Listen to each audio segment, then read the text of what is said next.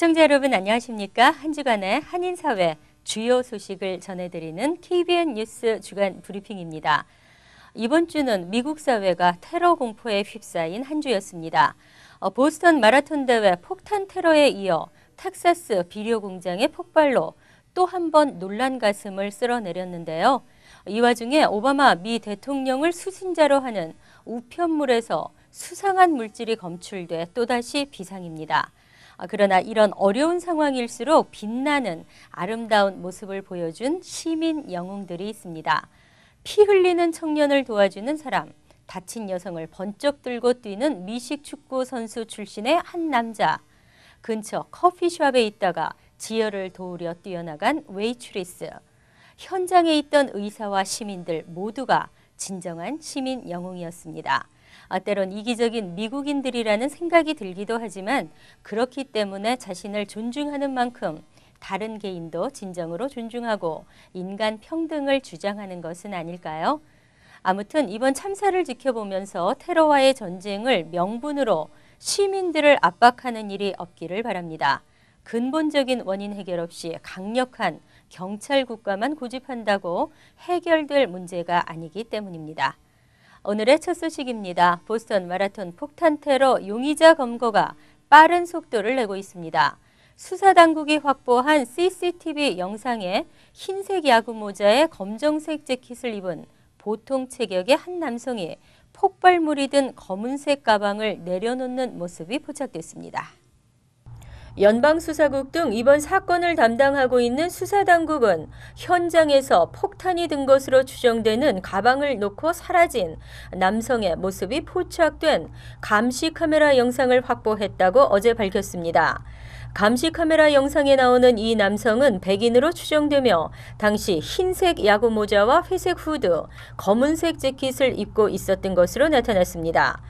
뉴욕타임즈 등 언론에 따르면 당국이 입수한 비디오 녹화 자료는 폭발 직전 모습인 것으로 알려졌으며 화면 속의 폭발물은 두 번째 폭발을 일으킨 폭탄으로 추정되고 있습니다. 어제 현지 언론들은 수사당국이 이 용의자를 체포했다고 보도했습니다. 하지만 수사당국은 이를 강하게 부인하면서도 이날 오후로 예정됐던 기자회견을 취소해 용의자 검거와 관련해 급박한 상황이 전개되고 있는 것 아니냐는 추측이 나오고 있습니다. 한편 수사당국은 사건에 사용된 폭발물에 대한 수사에도 박차를 가하고 있습니다. 첫 번째 폭발에 사용된 폭발물은 압력솥에 담겨 있었고 두 번째 폭발에 쓰인 폭발물은 금속 용기에 들어있었으나 이것이 압력솥인지는 확인되지 않았다고 밝혔습니다. 텍사스주 웨스트에 소재한 한 비료 공장에서 지난 18일 대규모 폭발 사고로 최소 5명에서 최대 15명이 숨지고 약 170명이 다쳤습니다. 보스턴 마라톤 대회에서 폭탄 테러가 발생한 지 이틀 만에 또다시 대형 참사가 일어나 추가 테러일 가능성에 관심이 쏠렸으나 작업 부주의와 미숙한 사고 대응이 원인인 것으로 파악되고 있습니다. 폭발 사고가 난 웨스트 비료 회사는 소방관들이 소규모 화재 진압을 하던 중 오후 8시쯤 폭발 사고가 발생했습니다. 관계 당국은 물과 접촉하면 폭발하는 무수 암모니아가 누출된 상황에서 소방관들이 화재 진압을 위해 물을 뿌려 폭발 사고를 일으킨 것으로 추정하고 있습니다. 목격자들은 처음에는 작은 화재였는데 소방관들이 질산 암모늄에 물을 뿌리면서 큰 폭발이 일어났다고 사고 당시 상황을 전했습니다. 폭발 직후 공장 상공에는 핵무기 투하 때 생기는 버섯 구름이 관측됐으며 사고 현장에서 80km 떨어진 곳까지 진동이 느껴질 만큼 강력한 충격파가 발생했습니다. 사상자 숫자는 한때 약 70명이 사망했다고 알려지는 등 언론에 잇따른 추측 보도로 혼선이 빚어졌으며 당국은 사고 현장에서 소방관 3-4명이 실종되고 많으면 15명이 숨진 것으로 확인됐다고 밝혔습니다. 지난 18일 연방 상원에서는 포괄적 이민개혁 법안이 상정됐습니다. 민권센터와 뉴욕 이민자 연맹 등 이민자 단체들이 환영하는 분위기지만 일부 조항은 반드시 수정되어야 한다고 목소리를 높이고 있습니다. 금홍기 기자입니다.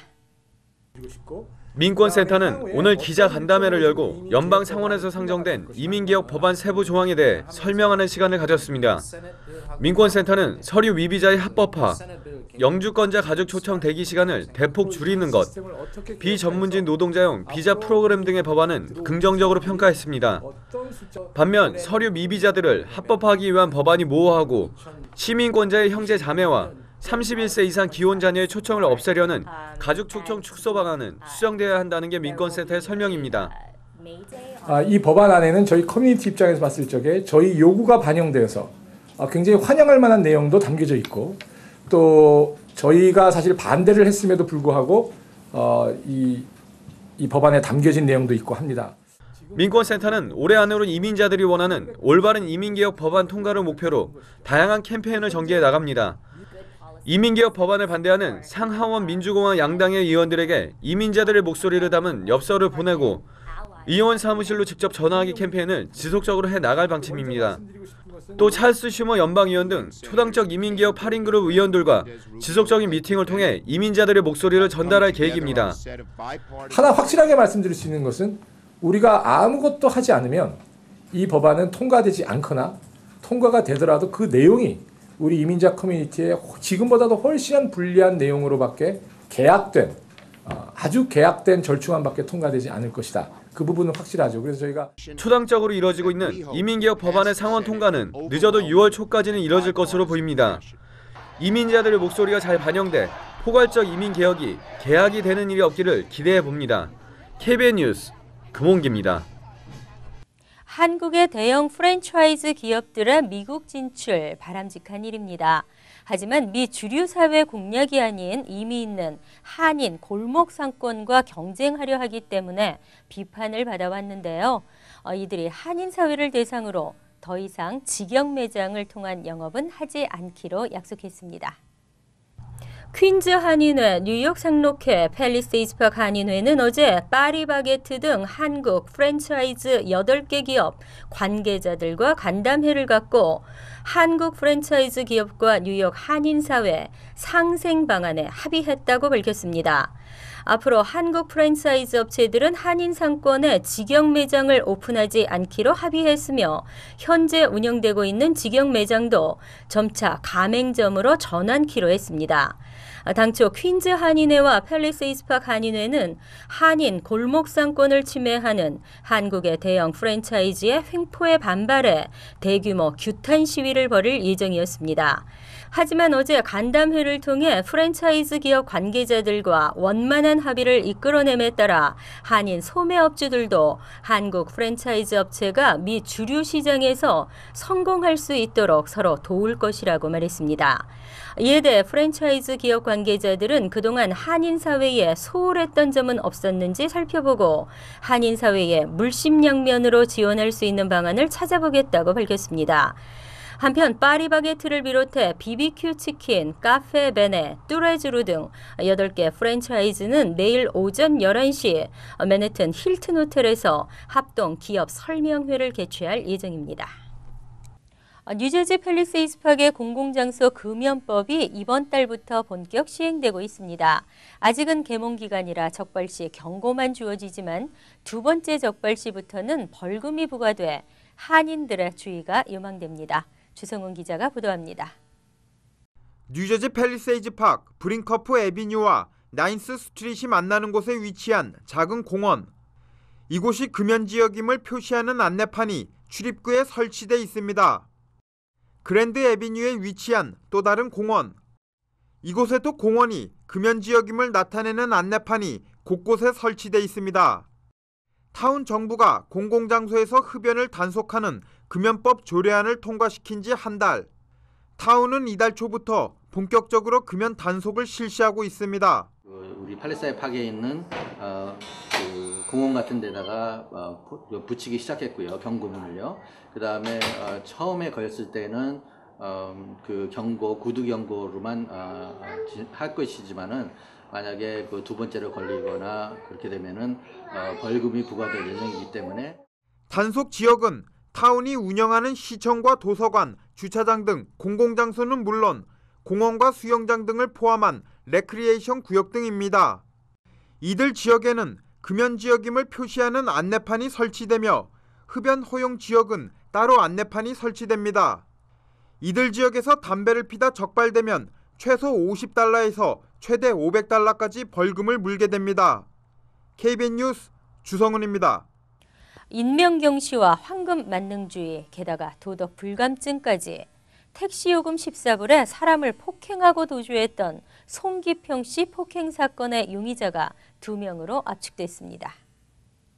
지난 10일부터 재수사에 나선 19경찰서는 지난 11일 송 씨를 폭행한 용의자로 보이는 2명의 남성 신원을 확보했습니다. 경찰은 범인이 도주한 아파트 보안 카메라 녹화 장면을 수사한 결과 인상착의가 비슷한 남성을 찾은 것으로 확인됐습니다. 사건 당시 범인은 송 씨를 바닥에 떠민 뒤 맨해튼 81스트리트와 2애비뉴 교차로 인근의 아파트로 들어갔습니다. 경찰의 적극적인 수사를 촉구해온 란킴 의원은 경찰은 용의자의 거주지를 찾아가 사건 당일의 알리바이 등을 조사해 이처럼 구체적인 윤곽을 잡았다고 말했습니다. 김 의원은 오늘까지 경찰이 범인을 잡지 못하고 안일한 태도를 취하면 회견을 열고 적극적인 수사를 촉구하려 했지만 경찰 수사망이 좁혀짐에 따라 이번 주말로 예정됐던 기자회견은 일단 보류한다고 밝혔습니다. 작년 한 해 싸이의 강남스타일을 비롯한 K-팝 열풍이 전 세계를 휩쓸었는데요. 덕분에 세계인들은 한국의 전통 문화에도 많은 관심을 보였다고 합니다. 이번엔 우리의 고전음악 국악이 K-팝을 넘어서겠다고 나섰습니다. 주성훈 기자가 보도합니다. 세계 문화의 중심 뉴욕에서 우리의 전통 음악인 국악 향연이 펼쳐집니다. 미주 한국국악진흥회가 매년 개최하는 세계 국악 경연 대회가 8월 9일 뉴저지 파인프라자에서 열립니다. 국악을 미 주류 사회에 알리고 한국 국악의 전통을 계승 발전시키고자 2001년부터 실시하고 있습니다. 지금 13회째 내려오는 이 국악 경연 대회가 이 뉴욕을 중심으로 해서 우리 그 한국의 진정한 음악인 국악이 세계인들에게 알려질 수 있는 그런 기회가 되는 국악대회를 만들겠습니다. 세계 국악경연대회는 문화체육관광부 장관상이 수여되는 해외 유일의 국악경연대회로 한국 무용과 국악을 배우고 있는 비전공자면 누구나 참가할 수 있습니다. 어린 아이들 1.5세, 2세들은 잘 몰라요. 열심히 지금 배우고 있는데 참 많은 상을 만들어서 떳떳하게 아이들이 더 기회를 받아가지고 더 열심히 하도록 제가 노력을 하겠습니다. 신청 접수는 5월 1일부터이며 미주 한국국악진흥회를 직접 방문하거나 전화로 할 수 있습니다. KBN 뉴스 주성훈입니다. 뉴욕시에서 추진하고 있는 자전거 대여 프로그램인 시티바이크가 시작부터 인기네요. 다음 달부터 정식으로 서비스를 시작하게 되는데 신청 접수 시작 하루 만에 2,500여 명이 몰렸습니다. 시티바이크는 가입비 95달러에 1년 동안 횟수 제한 없이 자전거를 이용할 수 있습니다. 뉴욕시 자전거 공유 프로그램인 시티바이크가 다음 달 정식으로 서비스를 시작합니다. 이에 따라 시티바이크는 1년 가입비 95달러를 내는 회원 모집에 나섰습니다. 회원이 되면 1년 동안 횟수에 제한 없이 자전거를 이용할 수 있습니다. 다만 1회 이용 시간이 45분을 추가하면 별도 추가 요금이 부과되기 때문에 회원들은 시간이 경과하기 전에 대여소에 자전거를 반납한 후 다시 대여해야 합니다. 일반 대중교통과 마찬가지로 회원제 이외 24시간 일주일 이용권도 판매합니다. 그러나 1회 이용 가능 시간은 30분으로 회원에게 제공되는 시간보다 다소 짧습니다.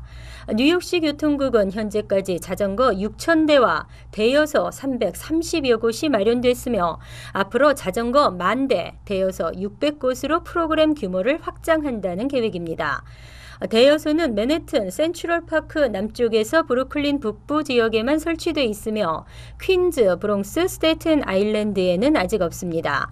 시티바이크는 또 최초 회원 가입자 5,000명에게는 단독 체험 기간을 제공할 계획이며 기념품, 자전거 용품 할인권도 증정합니다. 다음은 정치평론가 고성국 박사의 한국은 지금이 이어집니다.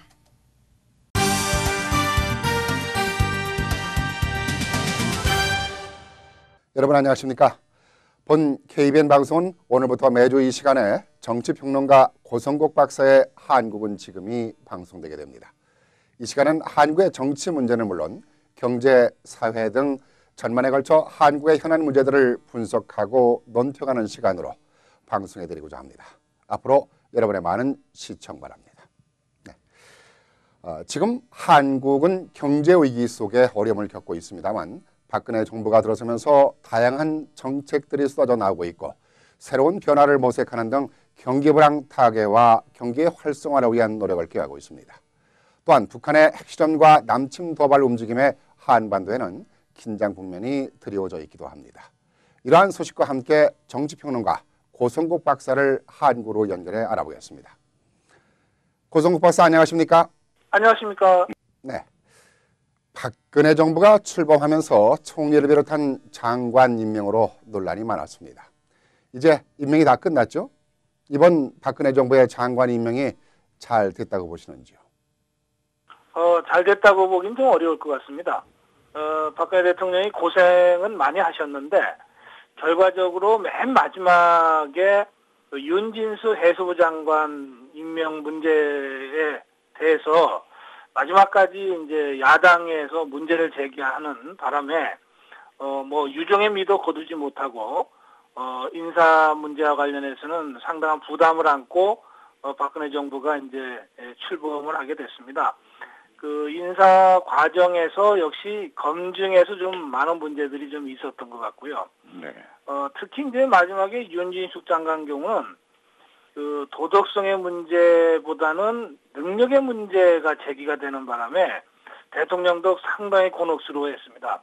그런데 야당의 요구대로 만약에 윤진숙 장관을 다른 사람으로 교체를 하게 되면 또 청문회를 거치는 과정 때문에 아마 줄잡아 한 달 이상은 또 장관 임명이 늦어지기 때문에 그건 이제 정부 출범하고 너무 시간이 늦춰지는 것 아닌가 이런저런 이제 생각 끝에 좀 강행을 한 것 같은데 어쨌든 상당한 부담을 대통령이 안게 됐습니다. 네. 그런 상태라서 앞으로 국정 운영에서 박근혜 대통령이 그동안 이런 점수를 좀 만회하기 위해서 좀 분발을 해야 될 그런 국면이라고 저는 생각합니다.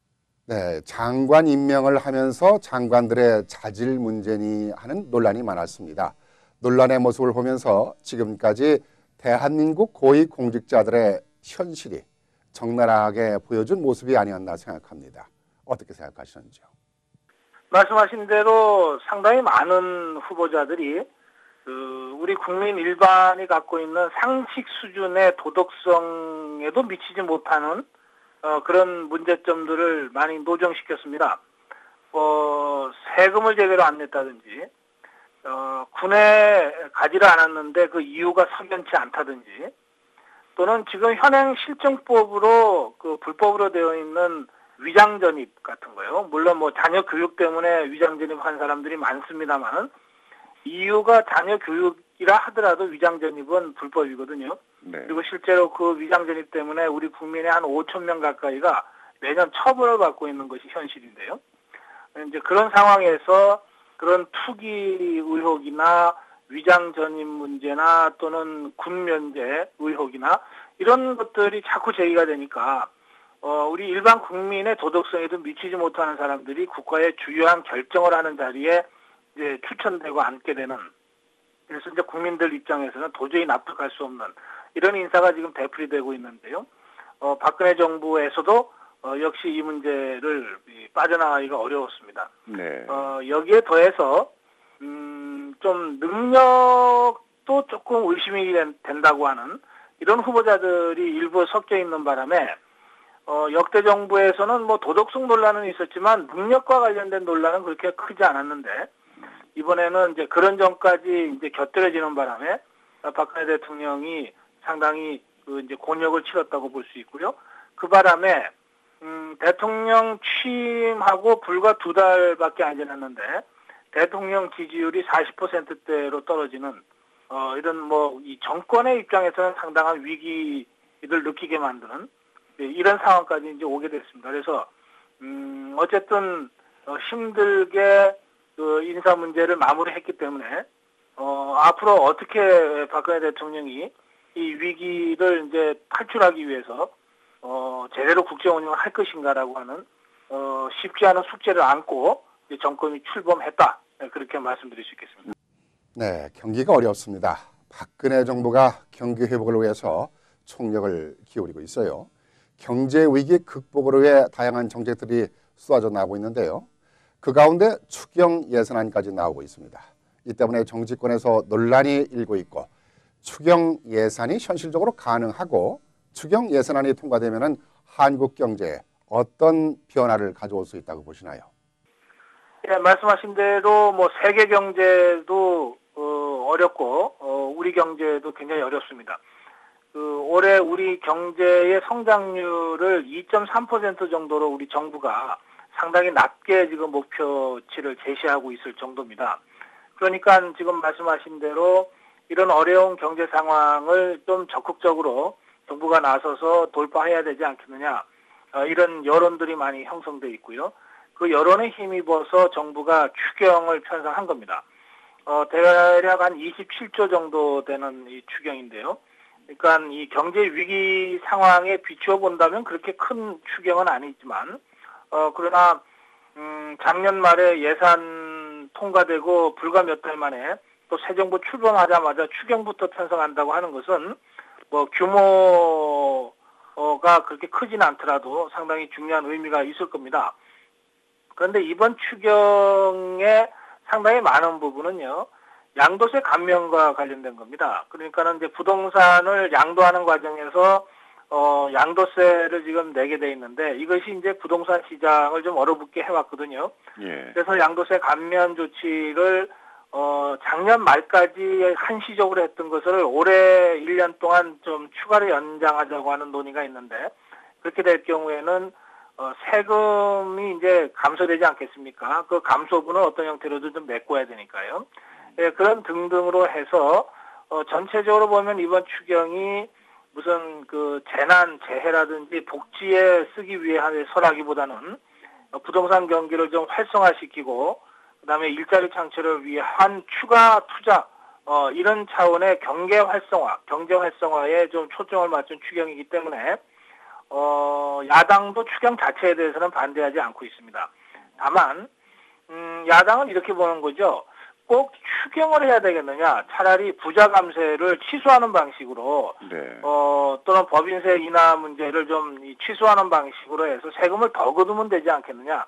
이런 반대 의견을 표하고는 있지만, 예, 박근혜 정부가 출범한 직후에 추경이 추진되고 있어서 추경 자체를 반대하지는 못할 것 아닌가, 저는 그렇게 전망하고 있습니다. 그래서 결국 추경은 어떤 형태로든 4월 임시국회에 처리될 것이라고 저는 전망을 했는데, 뭐 이러저런 이유로 지금 국회가 추경을 아직 처리하지 못하고 있어서요. 일각에서는 추경을 위해서라도 5월 임시국회를 다시 한번 열어야 되는 것 아니냐, 뭐 이런 얘기들까지 나오고 있으니까 어떤 형태로든 처리는 될 거라고 저는 생각합니다. 어떻게든 박근혜 정부가 한국 경제를 잘 극복했으면 합니다. 북한 얘기를 해보겠습니다.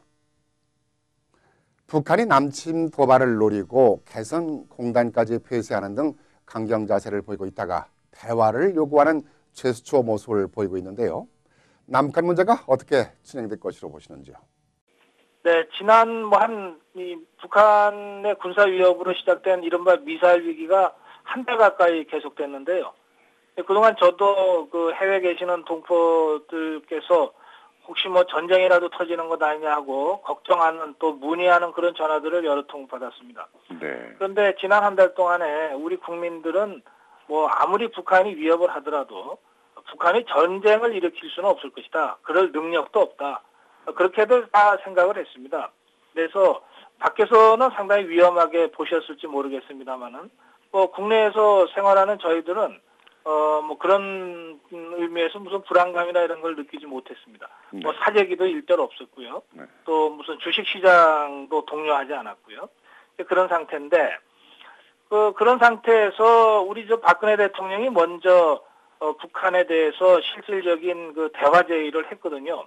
북한이 말씀하신 대로 개성공단까지 이 폐쇄하는 극단적인 조치를 이제 취해 오니까 뭐 다른 거는 몰라도 개성공단은 계속 좀 관리가 돼야 되지 않느냐, 유지가 돼야 되지 않느냐, 이를 위해서는 좀 대화를 하자라고 제안을 했는데 북한이 그 대화를 거절했습니다.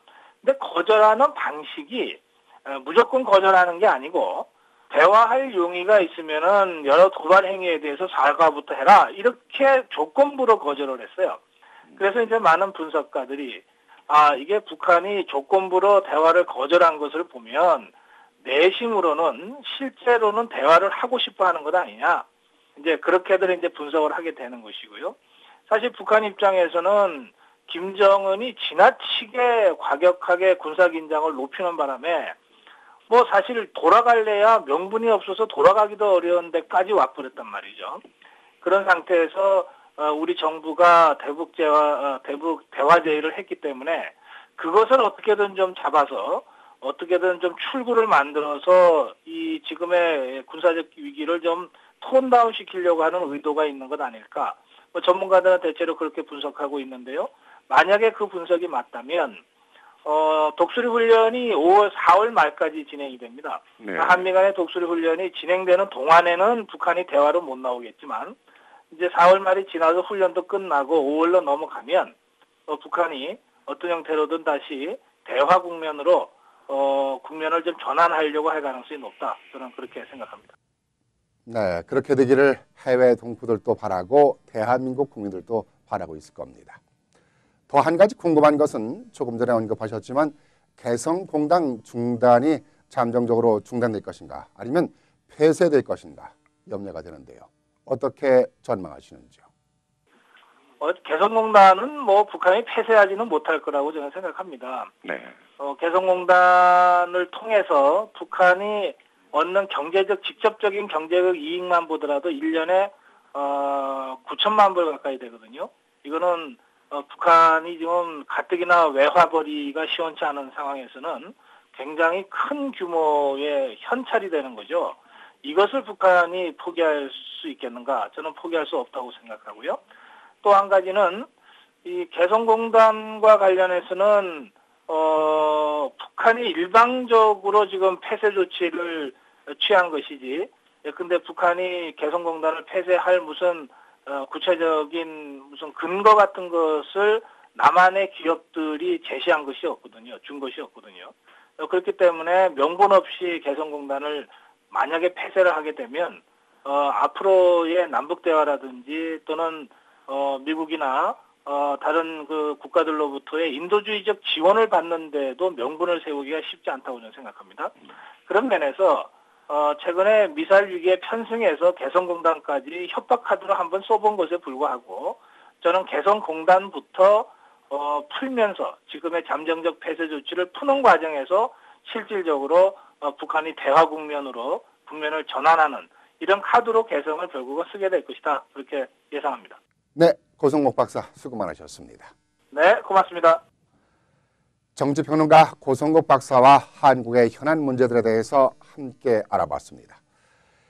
얘기를 들어보니 지금은 어려운 상황에 직면해 있지만 경제도 또 남북한 문제도 잘 해결되리라는 생각이 듭니다. 네, 오늘 정치평론가 고성국 박사와 함께 알아본 한국은 지금 이 시간 순서를 마칩니다. 감사합니다.